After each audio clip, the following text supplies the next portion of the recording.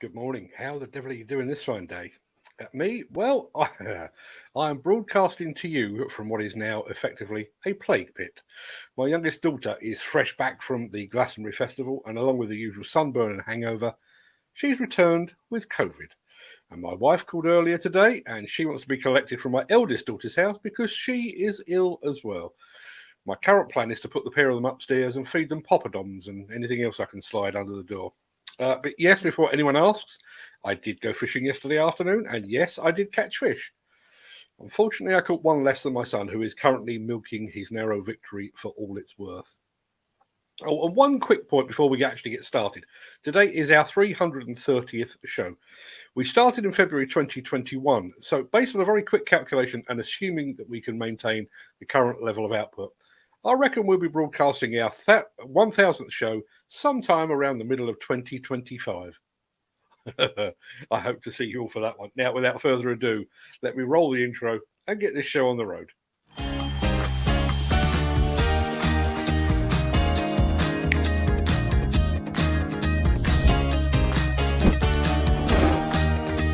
Welcome to the Breakfast Show. I'm your host, Mark Anthony.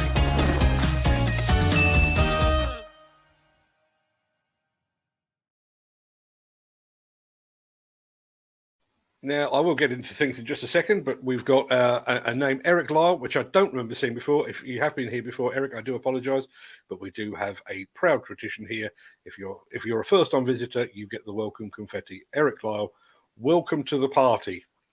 What a party. Right, let's get back to the show proper. Let me get rid of that temporarily. It is Thursday, the 30th of June. And as that remarkably persistent guy just said, welcome to the Breakfast Show. I am your host, Mark Anthony. In today's show, the saying says, cometh the hour, cometh the man. But what if the hour cometh and the wrong man cometh with it? I promise that will make more sense a bit later in the show. We're headed down under for some Australian-style demolition. We're going to take a gentle stroll, a meander, if you will, around the Komatsu stand, excuse me, at Hillhead 2022. I'm also going to share my unscripted thoughts on the Hillhead show as well. And we're going to head back to Sweden for an up-close look at the Volvo R100 dump truck. A rigid dump truck that I got to see firsthand just a few short weeks ago. And we'll get to all of that in just a second. But first, I guess we need to see who among the rich and the shameless will be celebrating a birthday on this day of days. Happy birthday! And it's many happy returns to old-time American bank robber Willie Sutton and to old-time movie actress Lena Horne.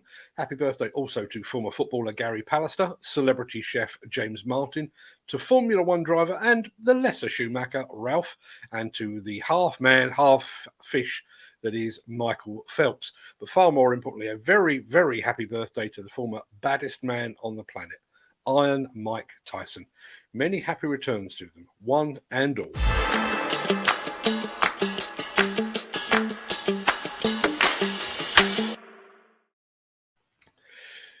Now, I'm about to tell you a story that will almost certainly see me removed permanently from the Christmas card list of at least a few people.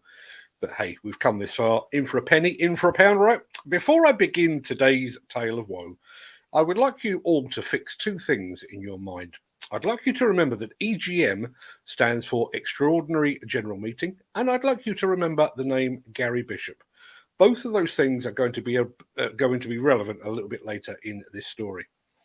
Now, I said before, yesterday actually, I said I was hoping that today's show would not contain any reference to the Competition and Markets Authority investigation into bid rigging and price fixing within the UK demolition industry, and I said it with the very best of intentions. But I took a phone call from an old industry friend yesterday, immediately after the show, and he reminded me of a piece of the jigsaw that I've so far been overlooking. So, to set that right, here we go. So, about a decade ago, when I was still the press officer for the National Federation of Demolition Contractors, the NFDC called an Extraordinary General Meeting, EGM, for one of the first times in the Federation's then 70-year history. That EGM was held at the JCB World Headquarters up in Uttoxeter, and it was held to address what I described at the time as member apathy. There was a feeling among the officer ranks that not enough people were attending regional and national meetings. that too many NFDC members only wanted the badge on their website but were unwilling to actually play an active role. Now, fast forward about 7 years from then, and the NFDC held another extraordinary general meeting. On that occasion, the EGM was held in Birmingham. I wasn't invited to that one. In fact, members were actually warned against speaking to me about the meeting because, well, you know, I'm a journalist and I report facts. That EGM was held with the express intention of ousting the then incumbent president, Paul Brown. It proved unsuccessful, as Paul Brown had a lot more support than some had realised, but the knives were unquestionably out. And much like the survivors in the Final Destination movies, the end for Paul Brown was inevitable. A few months later, he was removed from his post in a manner befitting neither the office of president nor the federation itself. Now, the obvious link here is that if a few poorly attended meetings and a president who was a bit too strict talking for some people's tastes were enough to trigger an EGM, you might have thought that a huge and growing collusion crisis would have triggered another. Apparently not. Well, not yet at least. But there is another unseen link that binds together those two previous EGMs. The incumbent president at the time of the first EGM was Gary Bishop. In my head, at least, his presidency is memorable only because he held an EGM to address member apathy. But keep that name in mind. The ugly and unnecessary ousting of Paul Brown as president had far-reaching consequences that those at the NFDC top table had failed to predict. Having failed to oust him through a member vote, they ultimately forced him out because for a very brief period he wasn't employed by an NFDC member. But that had a knock-on effect. Next in line for the presidency of the NFDC, through the usual rules of succession, was Martin O'Donnell of KDC Contractors, an honourable man who would have made an absolutely top-notch president. But just as it appeared that Martin O'Donnell would be next in line as NFDC president, KDC Contractors was acquired by waste management giant Veolia, which then meant, like Paul Brown before him, Martin O'Donnell was not employed by an NFDC member. Martin O'Donnell stepped aside in a manner that says much for the dignity of a man who was robbed of the NFDC presidency that he so richly deserved by nothing more than happenstance and a lack of foresight. He was, in my opinion at least, the most presidential president the NFDC never had. And his departure left a void. Excuse me. So, after past President David Keane returned for a short time to steady the ship, the immediate past President Holly Price took over the hot seat before handing over the reins to the current President, William Crooks.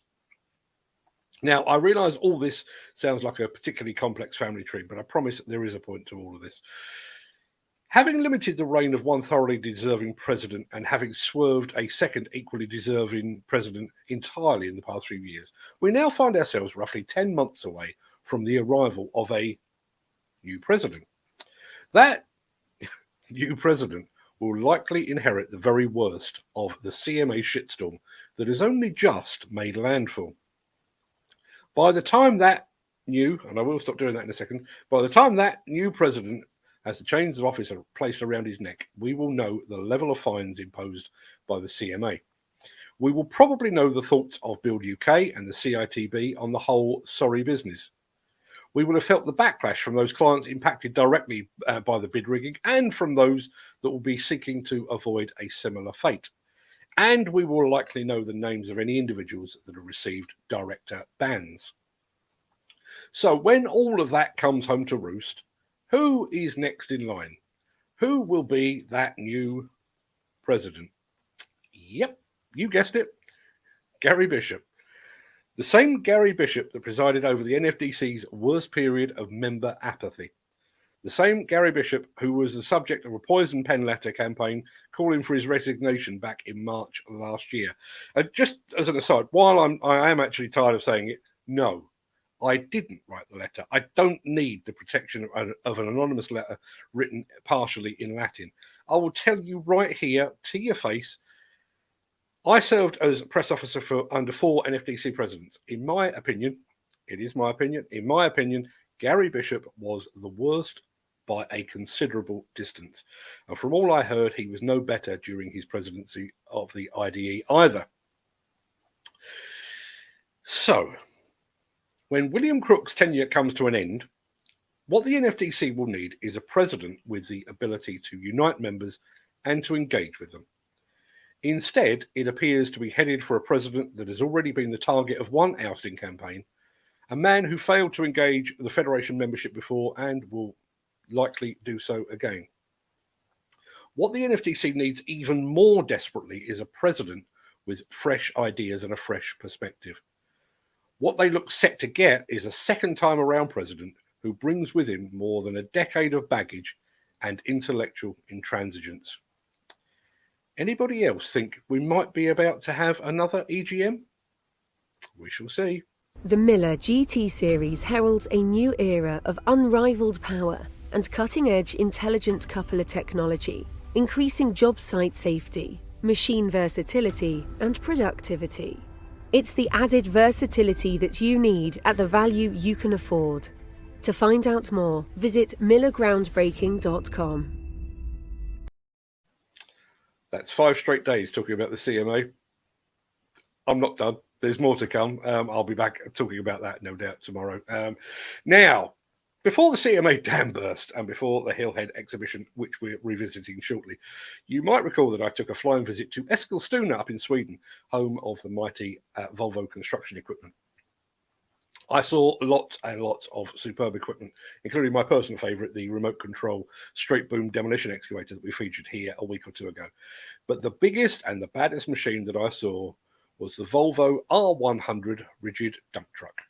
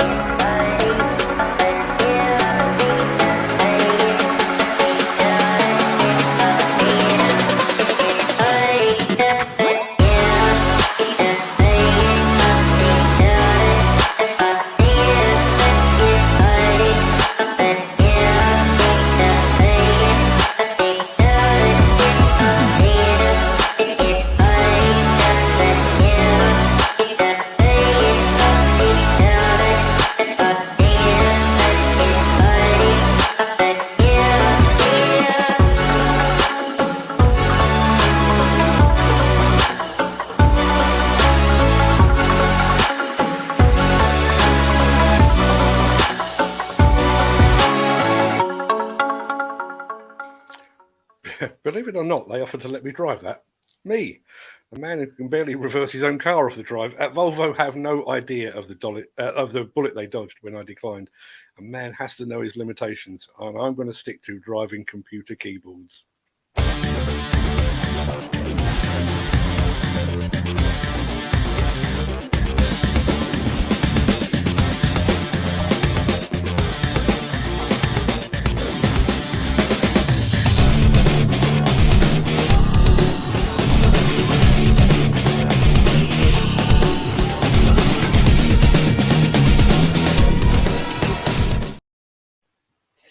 Right, as I said, we will be heading back to Buxton in a moment to check out, or a moment or two actually, to check out the Komatsu stand at the Hillhead exhibition. But we're going to go via a scenic route. Yes, we are going to Derbyshire via Australia. Take a look at this.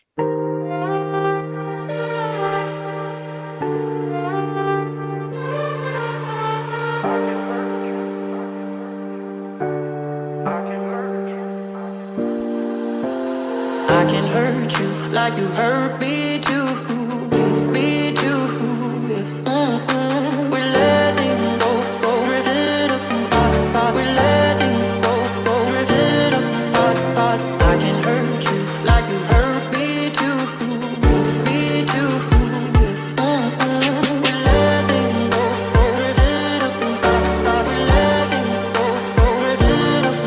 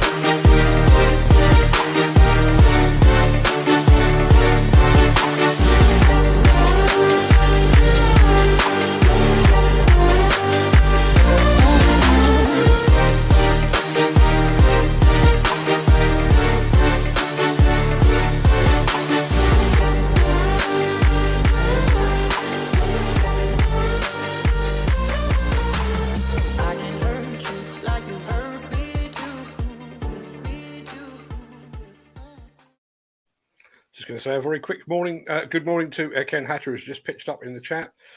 A little later than usual. Hope you brought a note from your mum, Ken. Now, after all of that excitement, I think we all need a gentle stroll, and we will be doing that right after this.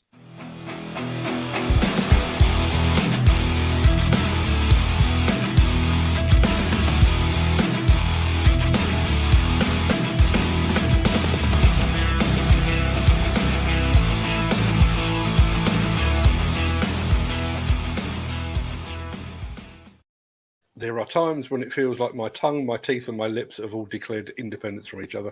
I apologise. The Hillhead exhibition brought together more than 600 exhibitors, each of them vying for the attention of the visiting hordes.